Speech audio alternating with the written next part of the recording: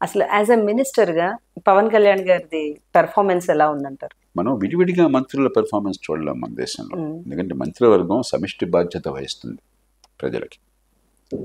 మంత్రివర్గంలో మంత్రులకు వేరే అభిప్రాయాలు ఉండవు. అభిప్రాయాలు ఏమన్నా ఉన్నా కూడా మంత్రివర్గ సమావేశాల్లో ఆంతరంగికంగా ప్రస్తావించడం తప్ప మంత్రులు ఒక్కొక్కళ్ళు ఒక అభిప్రాయం బయట చెప్పడానికి వీల్లేదు. అది రాజ్యాంగబద్ధమైనటువంటి కట్టుబాటు.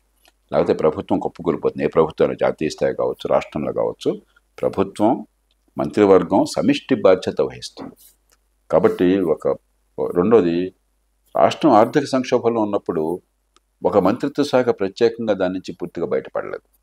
కానీ కొన్ని సంకేతాలు కనిపిస్తున్నాయి. ఉదాహరణ, గతంలో జాతీయ స్థాయి నుంచి వచ్చిన నిధులు, ఈ ఆర్థిక సంఘం ఫైనాన్స్ కమిషన్ గ్రాంట్స్ ఉంటాయి స్థానిక ప్రభుత్వాలకి, ఆ డబ్బులు కూడా రాష్ట్రం నుంచి కిందకి పంపించకుండా వాళ్ళకి అంకెరం చేసి ఖజానాలో కలిపేసుకున్నారు, పులిసే కలిపేసుకున్నారు.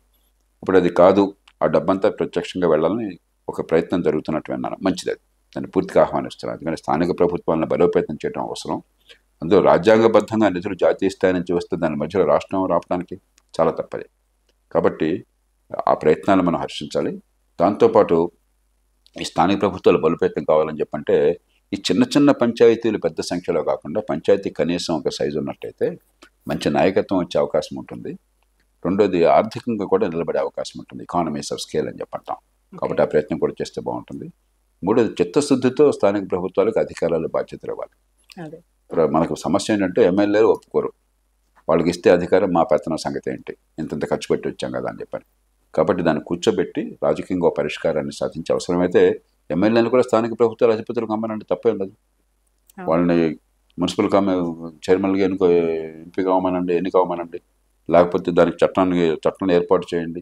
లేదా జిల్లా పరిషత్ చైర్మన్గా ఎన్నిక అవ్వమనండి. లేకపోతే మండల ప్రెసిడెంట్గా ఎన్నిక అవ్వమనండి, వేరే వాళ్ళ చేతుల్లో పెట్టామని కాకుండా. కాబట్టి ఏదో రకంగా స్థానిక ప్రభుత్వాన్ని బలోపేతం చేయకపోతే ఈ దేశంలో ప్రజాస్వామ్యం విలువలు పెరగవు.